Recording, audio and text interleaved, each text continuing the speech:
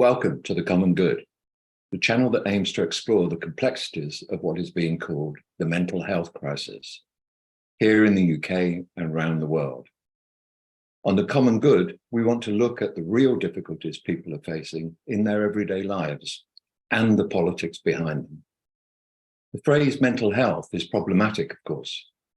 For many of us, the complex lived experience of psychological pain and struggle is neither mental nor medical. In our last programme, we spoke to two members of North East Counselling Services who are working in Gateshead, providing free and low-cost relational therapy in a mainly working-class community where mental health is clearly related to the social and economic conditions of people's lives. Counselling and psychotherapy, what the NHS calls talking therapies, are one major response to the crisis in common mental health, the much advertised pandemic of anxiety and depression.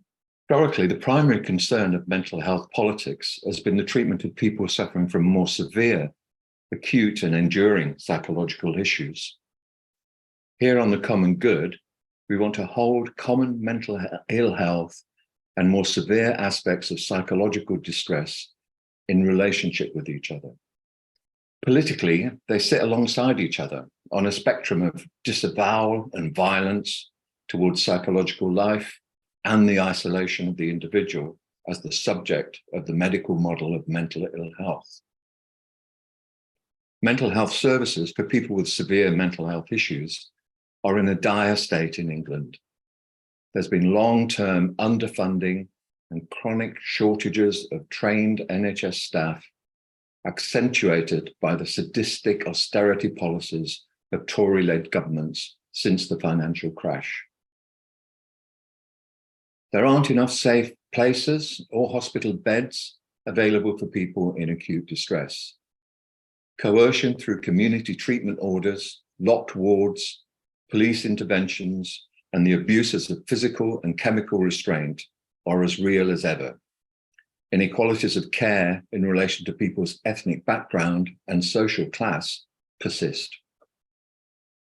Consistent and reliable relationships, the essential ingredient of decent healthcare, is being stripped out of mental health, along with all other NHS and public services. And at a more fundamental, if less tangible level, people suffering severe mental health problems continue to be socially and politically scapegoated for the madness of capitalism, alongside the homeless, people with addiction problems, and the growing number of people struggling to survive poverty. Many of us are looking for models of how mental health care can be fundamentally transformed for the good. Fortunately, there are some progressive approaches to psychological crisis and distress that have defied the neoliberal solutions of big pharma, therapeutic instrumentalism, and digital magic.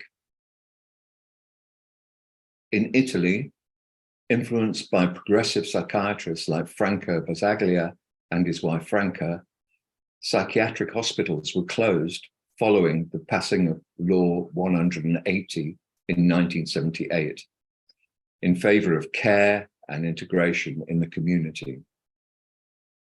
Unlike similar policy changes in the UK, in cities like Trieste, support in the community has had a reality beyond intention and empty gesture.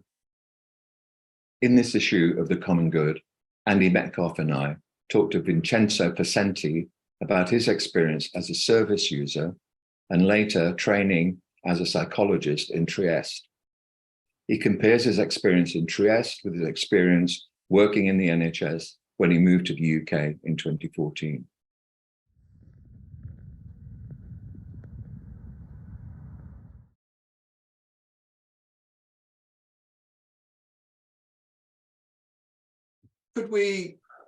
Could you just say a little bit about yourself first? About who you are and where you come from. The Trieste connection for you.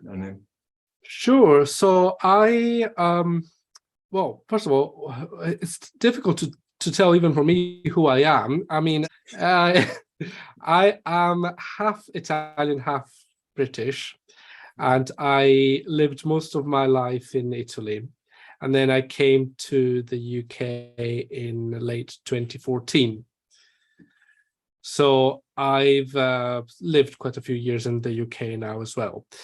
My background is in psychology. I graduated in psychology. I did a postgraduate degree in Italy in psychology. And so I had experience of this, of services in Trieste, or Trieste in Italian, in northeastern Italy, and the system there, which has a lot of international recognition, and it's quite different from the British system.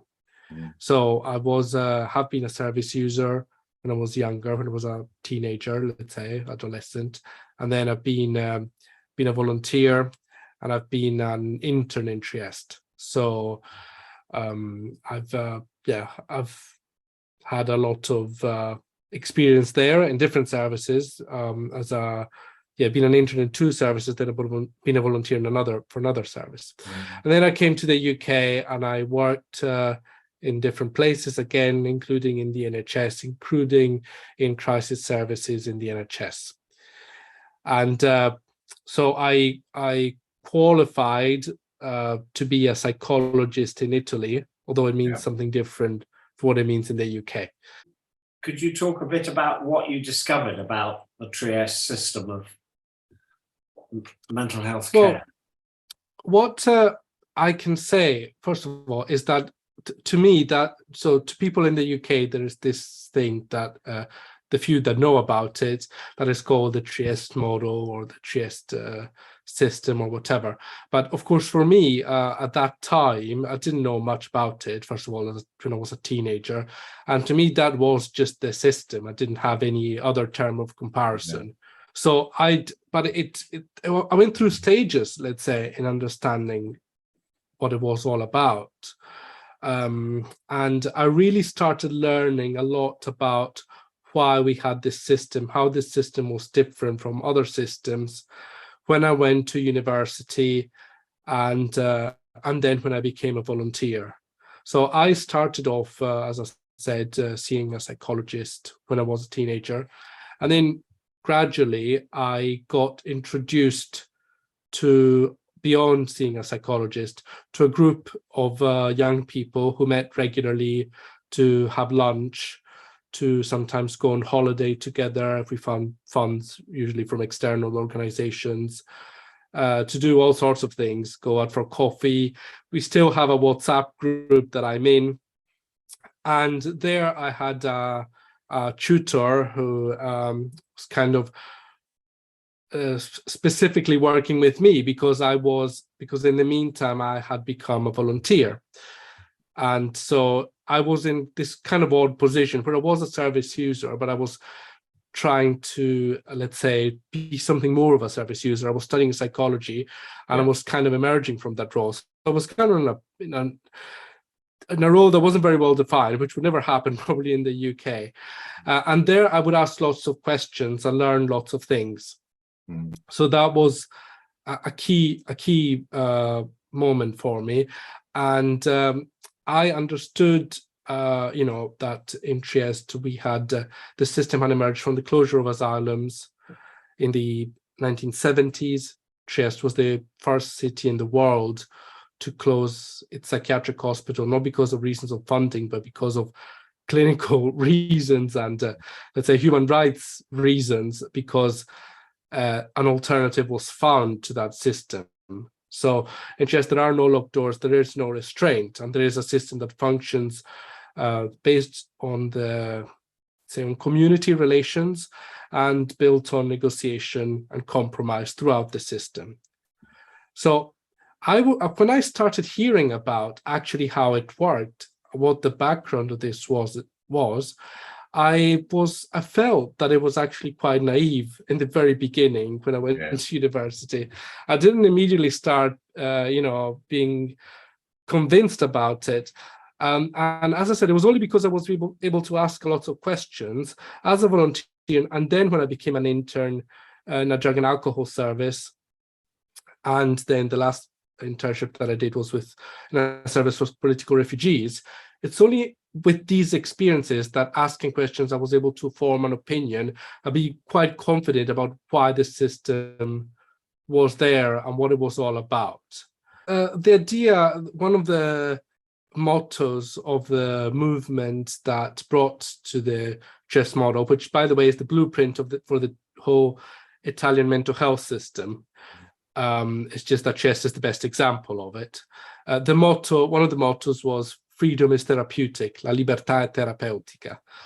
And so the idea was that we need to it was a movement that went beyond, let's say, the clinical aspect of treatment of people in distress, but it was about the fact that we need to build a society that is inclusive, and that what the Asylum institution did, and other institutions, was to separate people from their community and to, let's say, to treat them and to change them while the structure of society remained unchanged.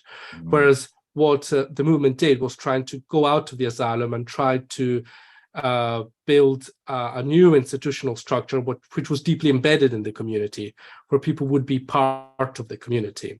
So, for example, let's say the basis of the system is represented by a range of mental health centers, and these mental health centers are places with beds in the community, completely open, but they're not just crisis centers. There are also centers where people meet to do other activities. So there isn't the idea that in a crisis you get separated and you get sent to some separate institution, but you get included even more, let's say, in the community. And so tied to this, there was the fact that we're trying to build a life project with a person. We're trying to focus on the person, not the diagnosis. We're trying to build, not only to treat symptoms, but to build meaningful employment opportunities for the person, build a range of social cooperatives where even service users could contribute to creating opportunities for others. And so, yeah, there was an ethos of changing the community, not just changing the individual who suffers, but in a way changing society. Yes, there was strong opposition. I mean, there's a book from 2015 called entitled "The Man Who Closed the Asylums" by John Foote, a historian. And it kind of goes into the details of the whole story across Italy of the Italian so-called mental health revolution.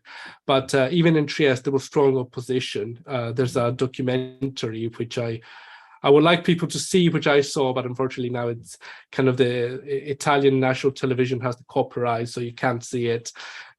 But it's about how the asylum opened up, and so professionals who were let's say trying to open up the system would go in the streets of Trieste and would ask people, what do you think, how can we help them go out? And people would have answers that were very kind of close-minded in many cases.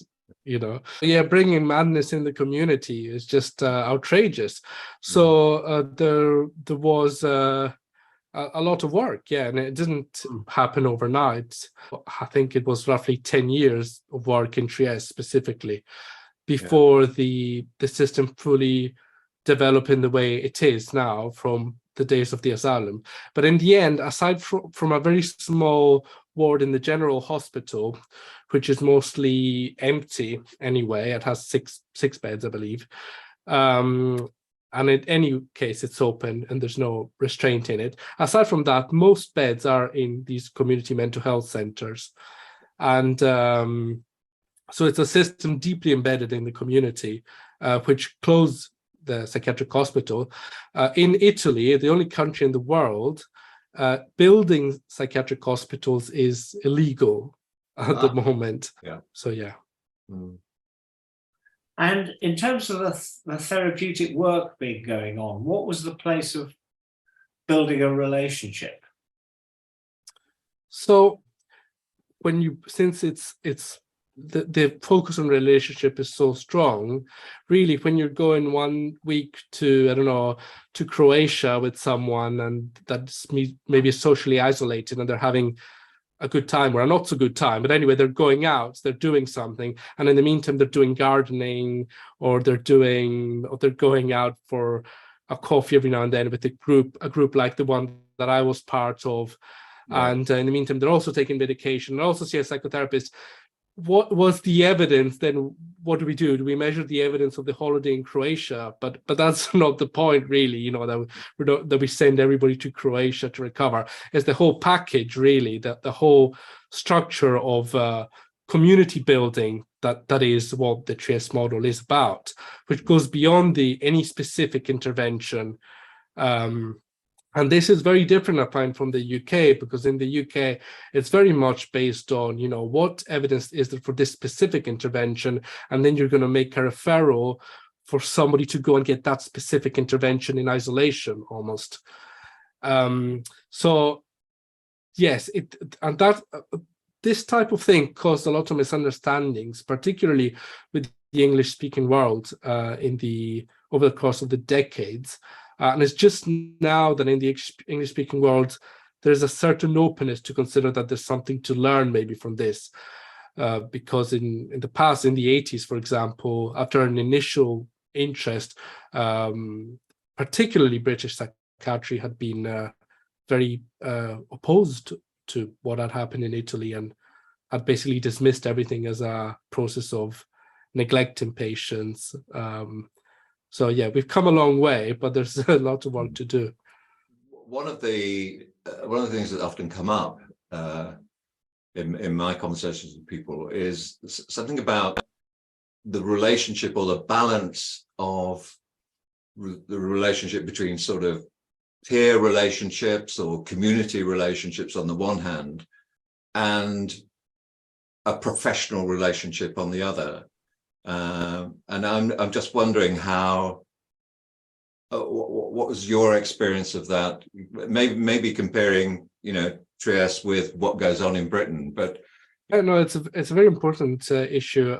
One thing that I mentioned before briefly was that when I was going out with this group of young people, it was literally called Gruppo Giovani, so a youth group, let's say. Mm.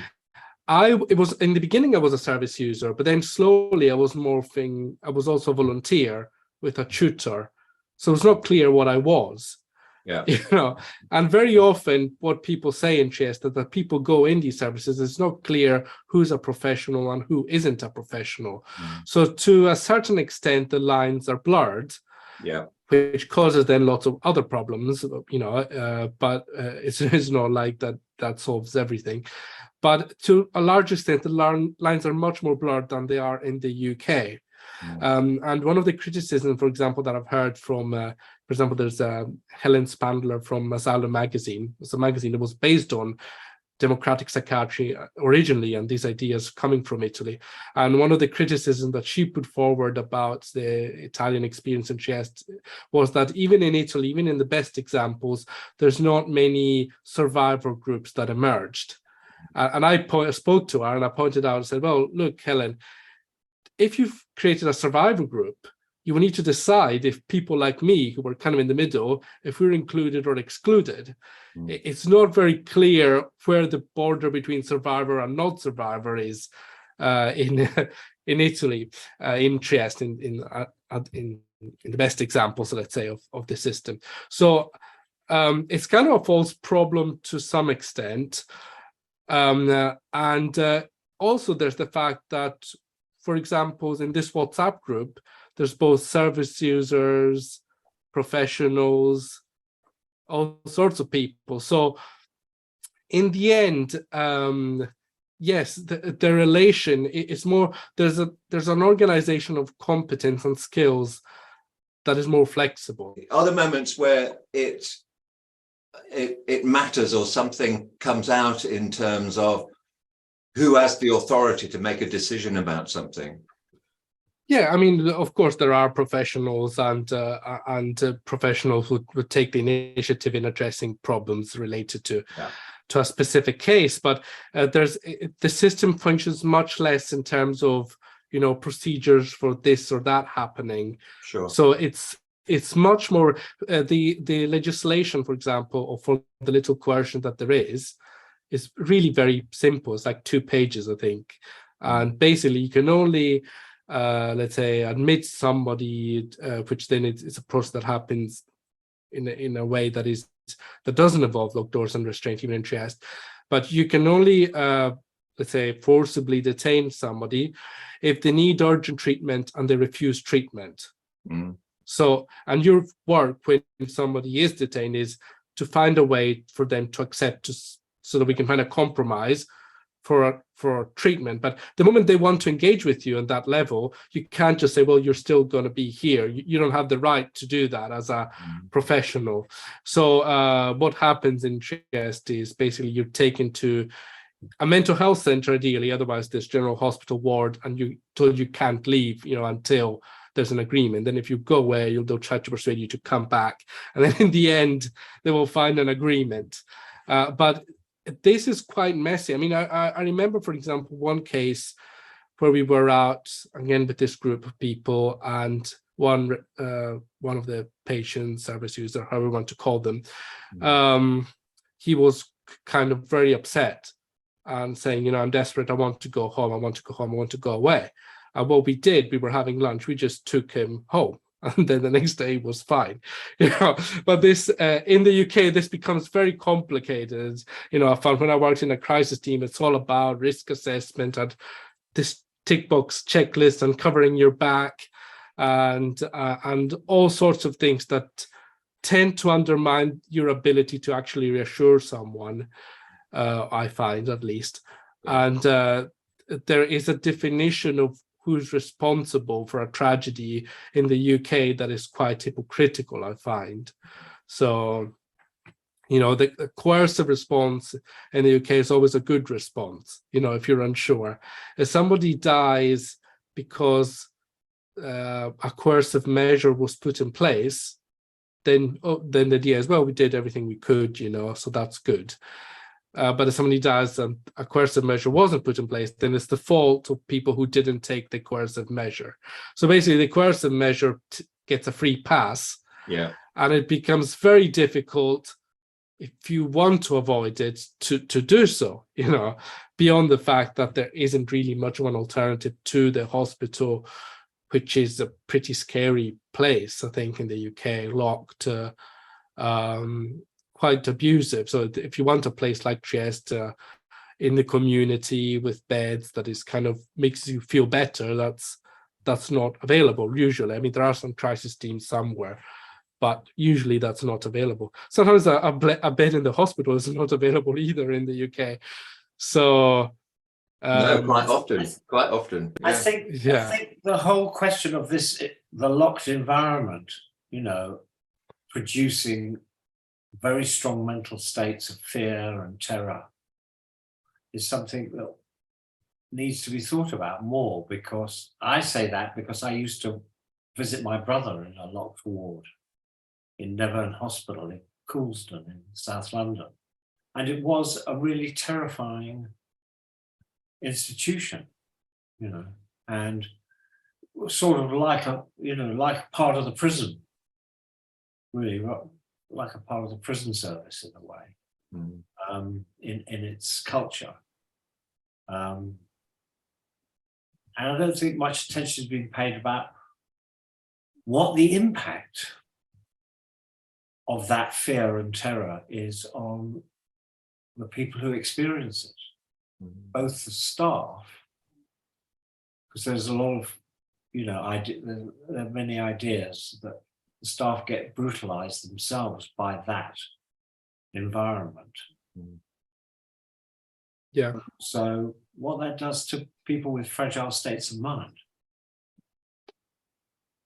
Yeah, it's as if it's not since everything. Well, I mean, again, this is my view, and maybe people can have different takes. But my perception is that the UK system is very strongly tied to this concept of risk and risk, understanding everything as a risk, which therefore when the risks are high, so where people are more unwell, requires a more brutalizing response. The more people are unwell, the more repressive and violent we should become.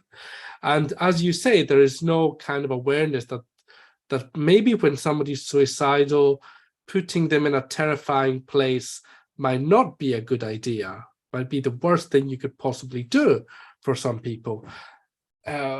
And what I find very sad about this, as I was telling Paul the other day, is that this idea of the open door, Basaglia, who was the psychiatrist who kind of moved the reform in Trieste and other parts of Italy, he learned about this from the UK at the time. So in the 50s and 60s, the UK was kind of pioneer in the world about these things, introducing therapeutic communities in asylums, opening them up. The world came to the UK to learn, including the Italians who wanted to reform the system. And if you read books that were written by this movement, democratic psychiatry, back then in Italy, page after page, you'll see the comparison between the open asylums in Britain and the locked fascist-style asylums in Italy. And how come in Italy things are so bad, and how can this continue? So the fact that now, in some way, if I go to many UK practitioners and I say, the crisis services should not be locked, and they look at me like an alien, and they think I just don't know what I'm talking about, it's quite shocking, because it's a country, the UK, that is disavowing the inventions that it should be proud of. Its own history. It's really dystopian in a way. How did this happen? I don't know. And so I think it's very important to talk about this. But also there's a sort of there isn't, because of the medicalization of mental distress, there isn't a notion of change. So everything is, that's where risk comes from, I think, which is you're mad, you can't get better, there isn't a notion of change, there's just control, exercise, management through pharmaceuticals. And therefore there is no alternative. So it all interlocks, I think, the biological model of mental disturbance and distress with a coercive attitude towards those states of mind. I think so, yeah, absolutely. Then there are other, for example, we were talking again with Paul about IAPT recently, which is was about introducing psychological therapy in the NHS, and it's just as bad. It's still very focused on a very on a version of CBT, which is probably an insult to CBT in itself. And because CBT has a much more noble tradition than IAPT, really. And it's all about controlling symptoms. And with this concept, the NICE guidelines about how you control symptoms better, and the idea that you should control symptoms is not questioned. I think that this happens in, medication and medicalization is an easy way to do it. But if you look at how psychology is thought of, about how social work is thought of, they all kind of seem to be working together towards this controlling goals. And so it's true that it's an approach that doesn't create hope, that is based on the assumption that nothing's going to change anyway, that you cannot recover from what is known as mental illness, you cannot get better. And so it's a matter of controlling the symptoms, that we can't desire anything more. And also, it's certainly not a question of society needing to learn something from people who are distressed for good reason, for example. When somebody goes in a state of total crisis, you'll hear a lot of the time professionals saying, lacks insight, doesn't have any insight. And I remember, I've seen things. I remember one time we were visiting a family. There was this somebody was quite distressed, and we were told, well, quite distressed, quite angry, really, and we were told that this person had to take medication and we needed to monitor compliance. And then you could see, by looking at going in this home and speaking to the family, there were all sorts of problems in this family, and that this person was like, this is almost the scapegoat of the family.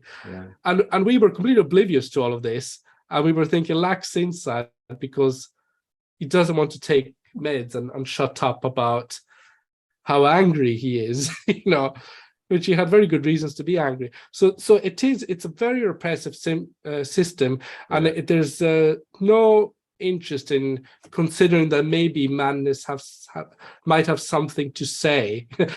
And so every problem is explained in terms of the illness. And this means that the environment gets a free pass.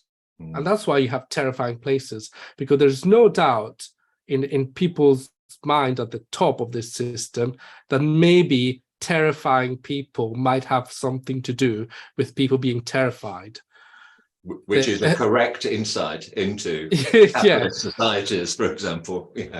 And so, we're not in a good place. That's right. Could I just going back to Britain being ahead of the curve for a while in the 50s and so on. And I'm a member of the Philadelphia Association, which is R.D. Laing. Very connected to R.D. Laing. And I just wonder, do you know from the kind of history of Trieste and Basaglia anything about the connections between anti-psychiatry in Britain and what he was doing and what they were doing in Trieste? Was there presumably there was interaction between them, and there was communication between them and influence both ways, as it were? Yes, there was. I mean, it's quite interesting, actually. Somebody should one day write a book about this. But they definitely, I mean, R.D. Laing knew Basaglia, and they,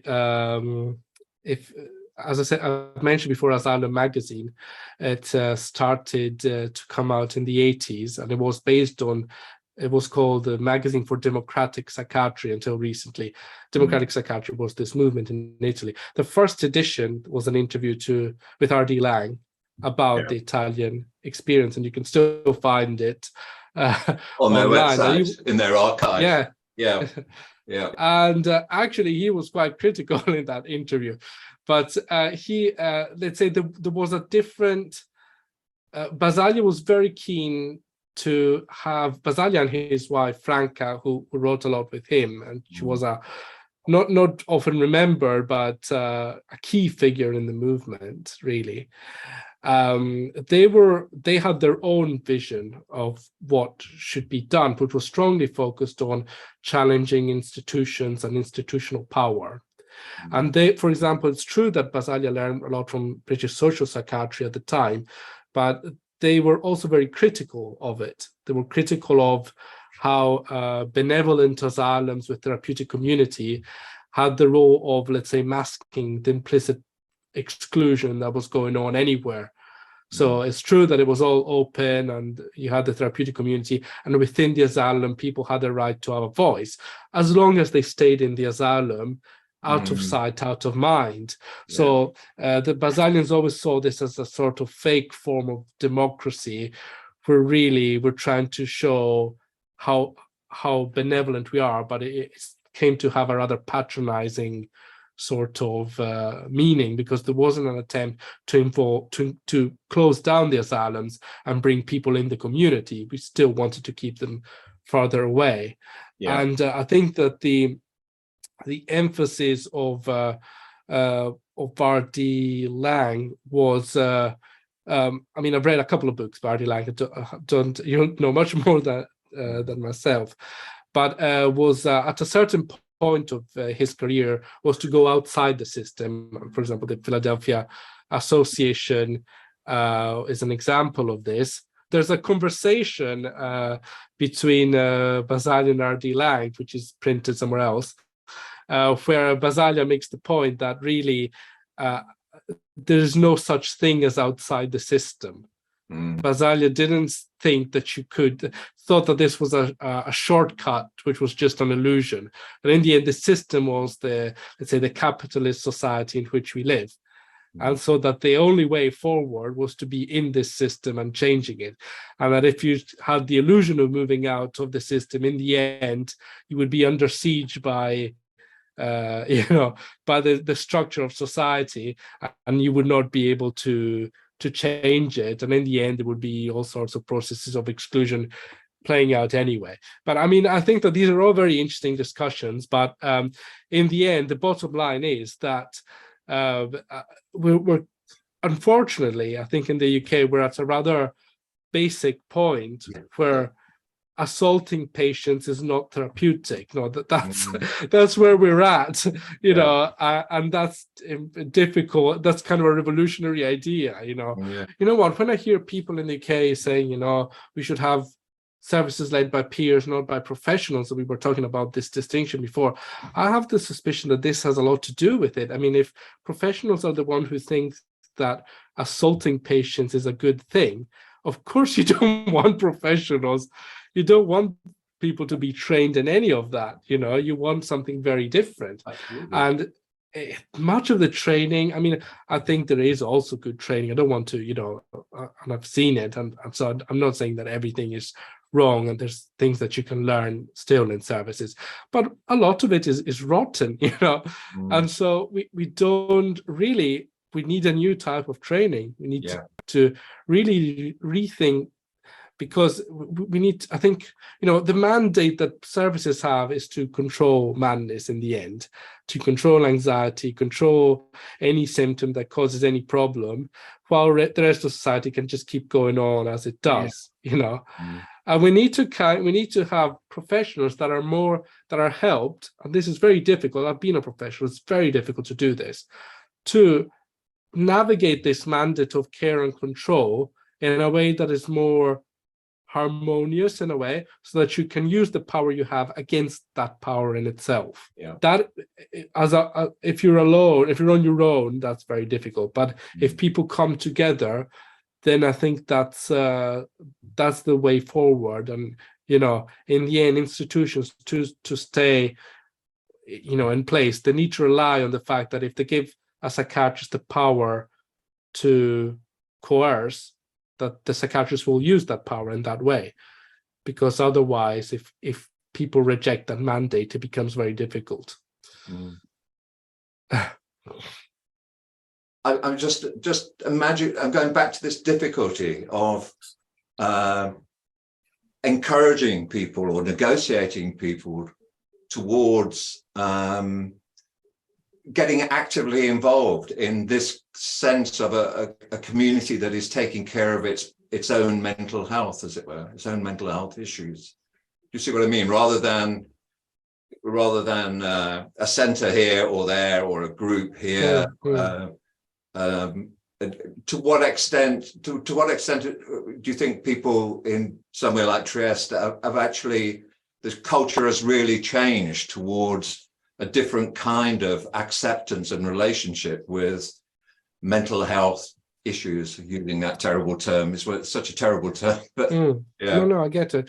I mean, the as I said, the process was national, wasn't just in Trieste. There was an Italian mental health revolution, which went well beyond mental health services. For example, in schools, there are no special schools in Italy for people that suffer from disability.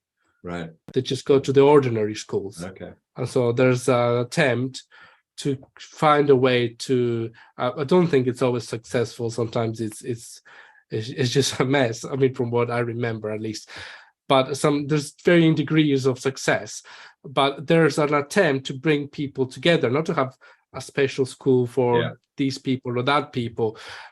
School uniforms went in Italy, because the idea is we don't want to mask, differences between people. We want things to be out in the open. We want to address them. We want to, try to, not control what's going on in society, but actually to be for everything to be visible, So there has been, as I said, in the 70s, this idea, I mean, again, I wasn't there, but from what I read, there was this idea when in the end, against all odds, really, this movement was able to make psychiatric hospitals illegal with the process of compromise, again, with politics, etc. There was a sense that the sky's the limit, how far can we go in changing the world here? This is, and then in the 80s, there's been a significant backlash. There's always, for every step forward you make, there's always a reactionary push backwards. And at the moment, the idea, I think, in Italy and in Trieste as well, is more defensive. I mean, again, I don't live in Trieste now, so from what I hear and read, it's very defensive. So we need to defend what has been done, and we should prevent, forces coming from, I don't know, American psychiatry or, the DSM or these things to permeate the system. And unfortunately, we have a right-wing administration now in the region, in the Trieste region, which has been trying to make cuts and to substitute people in charge of services in Trieste with people from elsewhere in Italy who are less sympathetic to the model. The regional politics in Italy have a lot of power in health systems, because health is administered on a regional basis. So at the moment, the services in Trieste are actually under attack from the right. So there have been ways. I mean, over time, the suicide rate in Trieste after reformers had been lowering very sharply from being really, I think, the highest in Italy to being, it was at this point, I think, 5 times the national average, to going way down quite significantly. Extraordinary. Yeah. I mean, Trieste has a very traumatized history as a city because of how the Second World War ended and so forth. But there have been ways in which this and the way mental illness is taught in Italy, I think, is far less medicalized than the UK generally. There's far less use of medication generally. But there is a pushback, And so, we're in that space now. Yeah. When you talk about a different way of organizing the provision of care for people who are in distressed or disturbed states to UK professionals, what kind of responses do you get? I would say quite mixed responses. I think there's been a shift because I have started a podcast at a certain point, A Place of Safety, and I have a Twitter presence, and I do these interviews every now and then. The response, and I've been doing this for maybe 3 years now, but there's been an evolution. So in the beginning, there was a lot of almost a rejection by many. So they would say it's impossible to have a system with no locked doors, no restraint. It's just impossible. And so even it was very difficult for me. There was a big shock when I came to the UK, actually, that I was required to be competent to disavow everything that I knew, which was impossible, supposedly. And so in the beginning, it was very, very difficult. And then there were maybe others that were more open to kind of learn. But over time, there's been less and less of a total objection. And I think that John Foote's book had a great impact on this, because it gave, since not much of Basaglia is translated in English, John Foote's book gave people an opportunity to read about this and to know that it exists in a way that is not. The Man Who Closed the Asylums. It's a 2015 book. And he tried to present a more balanced view. It's not like a propaganda book. It's not that he says that everything was fantastic, but he tries to present, I think he does a very good job of this, a more balanced view of the story.